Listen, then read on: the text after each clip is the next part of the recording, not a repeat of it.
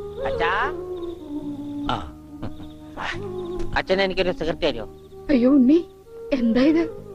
അച്ഛനോടാണോ cigarette ചോദിക്കുന്നത്? Sorry, എന്നാ അമ്മ എനിക്കൊരു സിഗരറ്റ് തരുമോ? മോനെ, അച്ഛനെ അമ്മയൊക്കെ ബഹുമാനിക്കണം. സിഗരറ്റ് ഒന്നും ചോദിക്കരുത്, അത് തെറ്റാ. തെറ്റാ?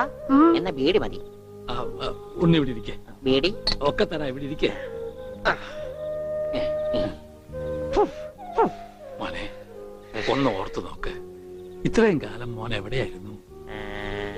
അച്ഛാ, അച്ഛൻ ഇത്രയും കാലം എവിടെയായിരുന്നു? അമ്മ എത്രയും കാലം എവിടെയായിരുന്നു?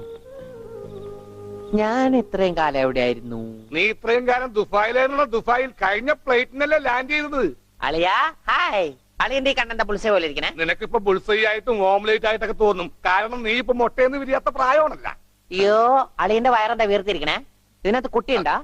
വനജെ കഞ്ഞിയായില്ലേ?